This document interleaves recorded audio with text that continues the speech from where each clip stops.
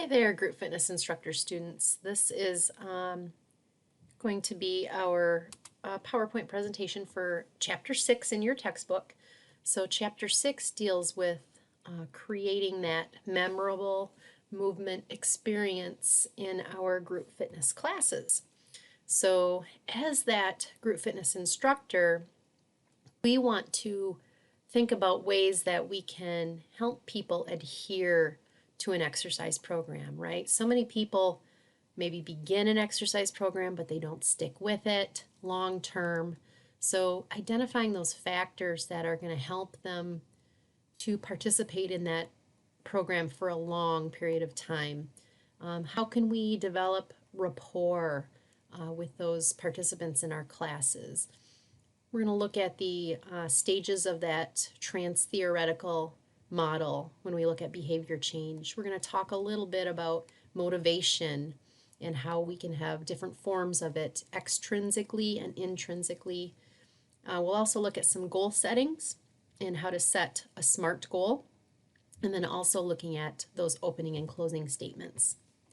So first of all, some factors that can influence our participation and our adherence in a program really can be broken down into three major categories. So you have your personal attributes, you have those environmental factors, and then you also have those physical activity factors. So first of all, looking at the personal attributes, as far as demographics, we do find that lower levels of activity are seen with increasing age. So the older we get, the less likely we are to exercise, fewer years of education, and low income. So we see lower levels of activity with these types of populations. So when exercise sessions are conducted under the guidance of health and fitness professionals, adherence levels are increased among those participants of various ages.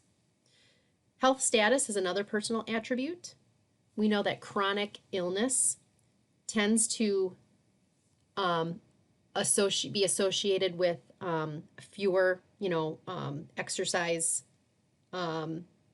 fewer people adhering to an exercise program. So those people who suffer from chronic diseases definitely are less likely to participate and adhere to a program. Activity history. People with past program participation tend to participate more often. If they have not exercised in the past, they tend not to stick with it. Psychological traits. Self-motivation has been shown to have a positive relationship with physical activity adherence. So people who are highly motivated tend to exercise more. And then, of course, knowledge, attitudes, and beliefs. So people who perceive their health to be poor are unlikely to start or adhere to an exercise program. Okay, but if they value and they believe in the importance of exercise, a lot of times they are going to continue to stick with an exercise program. As far as environmental factors go, looking at access to facilities.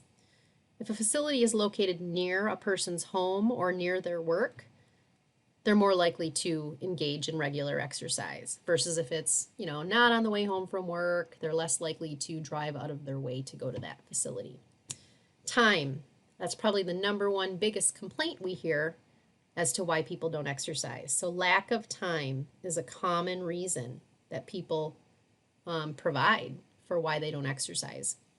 Then, of course, social support. So support from a spouse is shown to be an important and reliable predictor of program adherence. So having that support system at home, people who buy into what you are trying to do, they believe in exercise as well, they're going to stick with it. The third factor is your physical activity factor. Intensity is the first one. So when we do vigorous intensity exercise, the dropout rate is almost twice as high as moderate intensity exercise. So keeping it low to moderate for people is going to help them to stick with a program. When it's too hard, it's too difficult, we tend to see a higher dropout. And then injury. So the higher the level of physical activity, the higher the risk for developing an activity-related injury. So injuries that occur as a result of program participation are directly related to program dropout. So again, keeping it low impact, keeping it low intensity, low to moderate, Those are going to help reduce the rate of injury and hopefully increase participation. So understanding behavior change. We are in this profession because we want our participants to engage in healthy behavior changes. And one of those behavior changes is to begin a regular exercise program. So first and foremost, as a group fitness instructor, we want to try to establish rapport. And what is that? It's simply a relationship of trust and mutual understanding. We want to be empathetic to this person, right? We want to be an active listener and truly hear what this person is trying to say. So we want to establish that rapport with those participants in our classes. So things that we could do is simply learning their names. As they enter the room or as they enter the class, greet them by their name, offer positive feedback, offer them praise after class on a job well done, right? So those are things that we can do to help establish rapport. Also, there are effective ways that we can communicate with those folks in our classes. We have different communication skills like verbal and nonverbal skills. So when we look at the verbal skills, we could do things like ask open-ended questions. So the what, the why, the how should begin these questions. So for example, what has been your experience with attending the 10 out-of-class workouts that are required, right? What has been your experience? So now that leaves it open-ended, so they simply can't answer with a yes or no. Also, reflective listening, right? We are going to be a reflective listener and make sure we're taking in everything that person is trying to say. And then lastly, summarizing. Summarize what you heard in 1 to 2 short sentences. So verbal skills are definitely important in communication.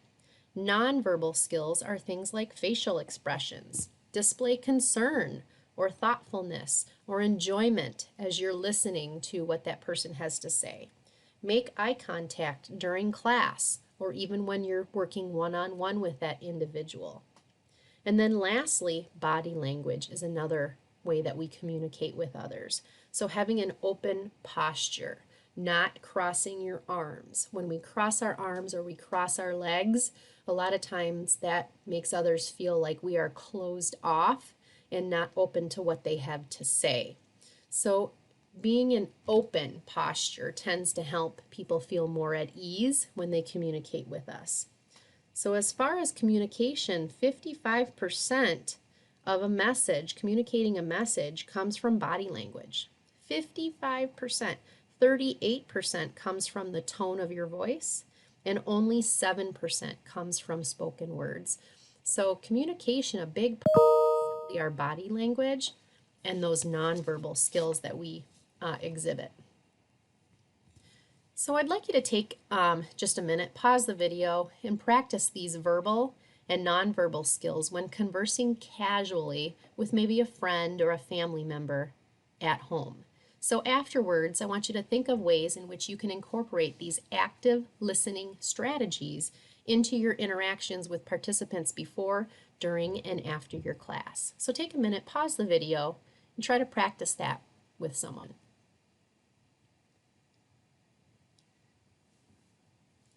All right, so let's talk about some verbal skills. So again, going back to the open-ended question, you could say things like, what has your experience been with trying to make it to 3 group fitness classes this week?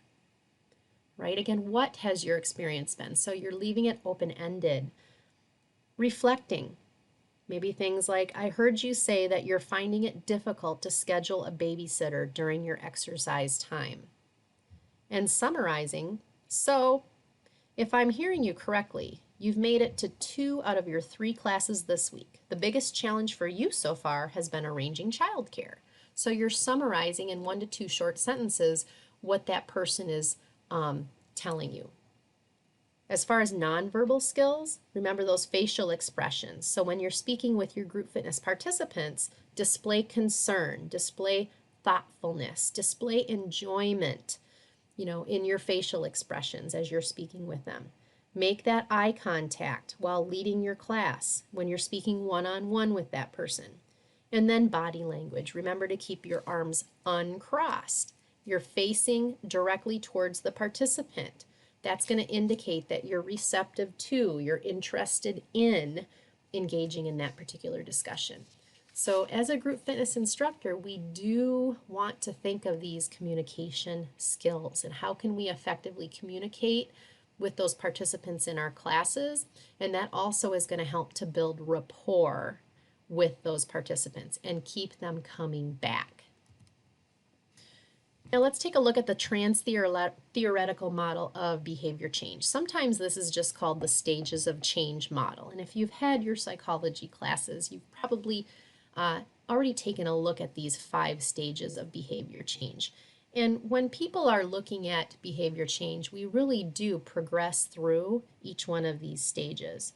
So successful adoption of any routine of physical activity is their readiness to make the change. So for people to successfully, begin and stick with an exercise program, their readiness, how ready are they? So when we look at this model, we can determine where our participants are. So first of all, looking at the pre-contemplation stage, we can think of this as they're completely sedentary. Okay, they don't see exercise as relevant, and they do not see it as important. So they're totally unaware of the risks that are happening right now because they're not exercising. Then we have that contemplation stage where they're still sedentary, but now maybe they start to consider exercise as somewhat important and see the implications of being inactive. Then we move into that preparation stage where some sporadic exercise does occur, but we start to see them mentally and maybe physically preparing to adopt a program. So sporadic exercise, but nothing set in a routine.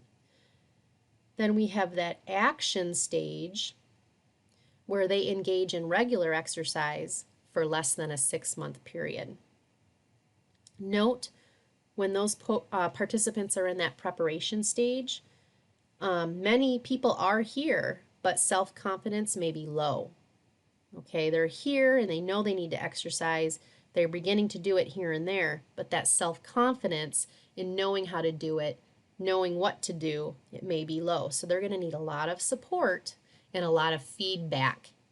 So if we have participants in our classes of this nature, we definitely want to make sure that we're supporting them and giving that feedback to them. And then lastly, that maintenance stage is where we see regular exercise for greater than maybe a 6-month period. Okay, so many people go through those different phases of the behavior change model. Looking at motivation. So motivation is directly related to long-term exercise adherence. And we look at motivation in two ways. We can have intrinsic and extrinsic motivation. So extrinsic motivation would maybe be things like, I'm giving you, the participant, maybe a free water bottle for attending, X amount of classes, or you get a t-shirt, or you might get a free class, or even you're getting praise from the group fitness instructor. That's extrinsic motivation. Whereas intrinsic motivation is that value. They value the importance of exercise. They place it as a high priority of their list of things to do on a weekly basis. And they form that positive attitude. They form those emotions of happiness and relaxation, that go along with exercise. So obviously we would love to see all of our participants have that extrinsic motivation or intrinsic motivation, but many of them still need to be extrinsically motivated as well.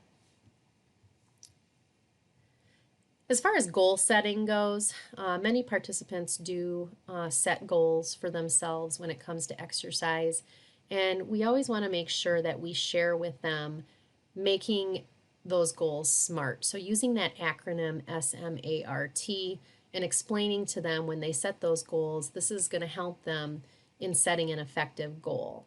Obviously, we want to make sure that they're prepared for setbacks or lapses in achieving that goal, but looking at SMART goals is definitely important when it comes to physical activity.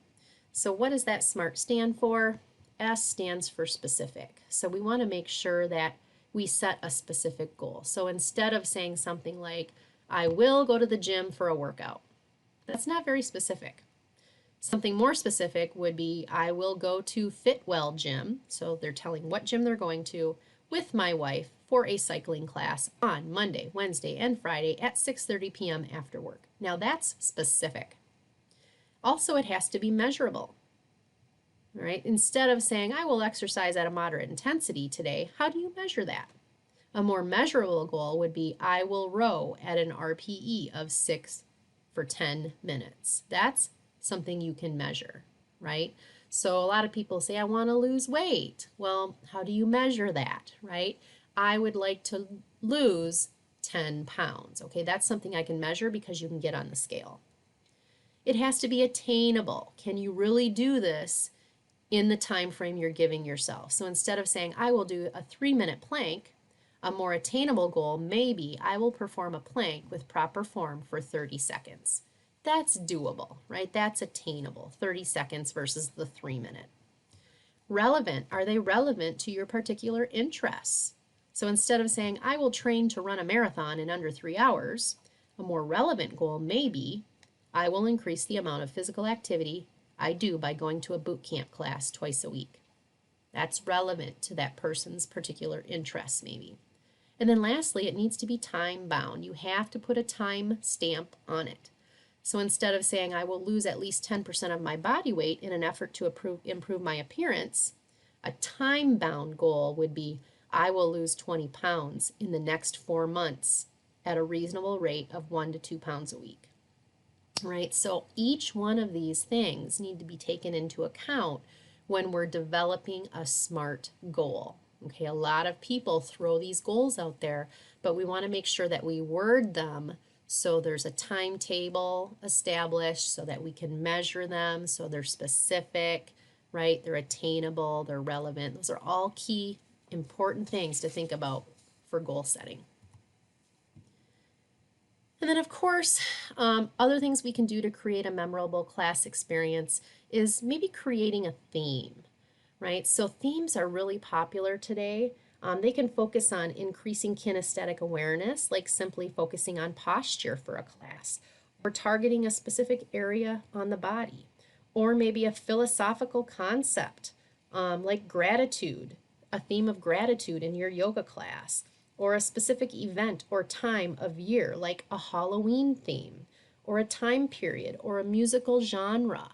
So there are so many ways that we can create themes in your classes. So I would like you to pause the video and take a minute and watch that podcast that I have uploaded under this week 4 module that says how to utilize language to create language and themes, to create memorable movement experiences. So that's going to be very helpful in understanding ways that we can create themes in our classes. But like I said, music is a great way to create a theme. Having a particular genre or a particular artist, maybe for your entire playlist, is a way to create a theme in your room, right? So there's many ways, and creating themes can be a lot of fun, and they can add to cohesiveness as a group. Also, having opening and closing statements that are positive, right? They're always positive and they're inclusive. We want to make sure that everyone in our class knows that we are in this together and that we all have different fitness levels, but we want to make sure everybody understands that they need to work at a level that's important and, key for their body, right? So we want people to feel like they can participate in this class no matter what fitness level they are. All right, so we're giving them that permission right up front in that opening statement, letting them know, hey, you make it yours, right? Here are ways that you can make this exercise easier. Here are ways that you can make it harder, but you need to make it work for you. So we're giving that inclusive language by showing them progressions and regressions and letting it be up to them as far as what they choose. So from establishing specific themes and incorporating elements like visualization to developing opening and closing statements constructed using positive and inclusive language, group fitness instructors have the ability to create meaningful and memorable classes for participants by considering a few additional components designed to enhance that class blueprint. So when we do these things, we're creating that community, that team cohesiveness. So there are so many things that we can do to create that cohesiveness in addition to making them feel like we're here together in this together. You know, partner work is a great way in our classes. Have people work together with a partner or in a group to complete a shared task or a particular exercise. You know, there's so many things that we can do to create that cohesiveness. Social support is also a driving factor for exercise adoption and long-term adherence. So as a group fitness instructor, what strategies can you use to ensure that each participant in a class has some type of social support? Take a minute, pause the video, and think about that. How would you answer that?